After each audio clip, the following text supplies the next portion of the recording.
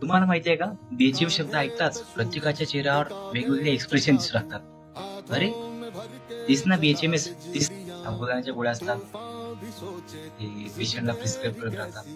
मी तर त्याच्याबद्दल काही ऐकलं नाही. मला तर काही रिझल्ट दिसले आहेत. मी पण घेतल्या होत्या, माझ्या रिलेटिव्हनी पण घेतल्या होत्या. असे बरेच जे गावकरी तुम्हाला जर म्हणत असतील खरंच बीएचएमएस होमिओपॅथी घेतली आहे का, मी घेतल्या होती, मला काही फरक पडला नाही. तर बीएचएमएस किंवा होमिओपॅथी का घेणं गरजेचं आहे आणि आपण ती का घेतली पाहिजे, मी तुम्हाला या व्हिडिओमध्ये सांगणार आहे. So wait, I am a third year BHMS student. मी तुम्हाला एक्सप्लेन करणार आहे की बीएचएमएस कशी वर्क करते किंवा बीएचएमएस मुळे कसा पेशंट ट्रीट होतो. सर्वात आधी तुम्ही हा व्हिडिओ बघा. क्या नाम है? चैताली. चैताली क्या करती है लाइफ में? I am doctor, homeopathic doctor. नहीं, डॉक्टर नहीं है. I am doing internship right now. अगर तू डॉक्टर है तो मेरा बीकानेर वाला भी डॉक्टर ये दोनों सेम काम कर रहे. अच्छा, होमियोपैथी. तुम्ही याचा हा व्हिडिओ बघला असाल. हा प्रणित मोरे आहे, तो स्टँडअप कॉमेडियन आहे. एक मुलगी असते चैताली नावाची, ती त्या शो मध्ये जाते आणि तेव्हा प्रणित मोरे तिला विचारतो तू काय करते. ती म्हणते की मी डॉक्टर आहे. डॉक्टर आहेत म्हणते, होमिओपॅथिक डॉक्टर आहे. मग तो म्हणला की होमिओपॅथीवाले कधीपासून डॉक्टर झाले.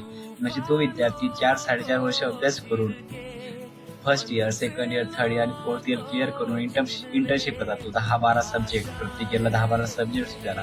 आणि हा बरं शो मध्ये तिला म्हणतो की बाबा होमिओपॅथीवाले कधीपासून डॉक्टर झाले. म्हणजे होमिओपॅथीवाले जर डॉक्टर असेल तर माझा बिकानेरवाला पण डॉक्टर आहे. म्हणजे किती लेवल पर्यंत बोलण्याची क्षमता असावी एखाद्याची. आणि दुसरा व्हिडिओ याचा बघा. Want it to be this way, but y'all won't need to try this, so it's no way around. वा बेटे वा, म्हणजे त्याच होमिओपॅथीला तू नाव ठेवतोस आणि पडद्यामागे त्याच होमिओपॅथीवर ट्रीटमेंट घेतोस. म्हणजे काय म्हणावं तुला आता. हा एकटा प्रणित मोरेच नाही, जो होमिओपॅथीला किंवा बीएचएमएस ला क्रिटिसाइज करतो किंवा त्याच्याबद्दल कॉन्ट्रोवर्सी पसरवण्याचा प्रयत्न करतो.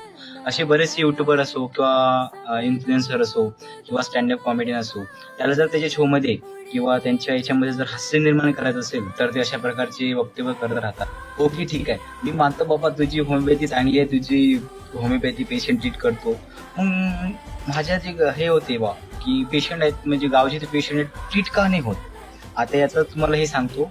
आता एक उदाहरण सांगतो माझ्याच गावचं. आता 10 जण जर बीएचएमएच्या गोळ्या घेत असतील किंवा होमिओपॅथीच्या गोळ्या घेत असतील तर त्यातले 7 लोक असे असतात की त्यांना होमिओपॅथीवरून काही ट्रीट होत नाहीत किंवा त्याचा डिसीज परसिस्टंट राहतो.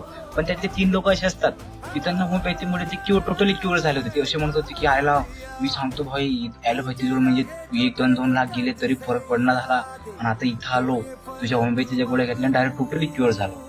तर त्यांच्या मग जे 7 लोक होते त्यांना विचारले, काका मग तुम्ही होमिओपॅथीच्या गोळ्या घेतल्या होत्या, होमिओपॅथीच्या गोळ्या घेतल्या होत्या तर मग तुम्हाला डॉक्टरांनी काही पथ तर सांगले असतील ना. ते म्हणे हो, पथ वगैरे सांगितली होती किंवा हे खाऊ नका ते खाऊ नका. मग म्हटलं काका तुम्ही पथ पाडले होते का. म्हणे नाही यार, ते पथ पाडणं होईना आपल्याला, हे ते. म्हटलं ठीक आहे, म्हटलं तू त्याच्यामुळे झालं नसेल. मग बाकीच्यांना पण विचारले, 7 लोक होते तर सगळ्यांना असं विचारलंय की काका तुम्ही ते पथ पाडलेत का किंवा हे केलंय का. ते म्हणले नाही यार मी पथ पाडले नाही, हे ते.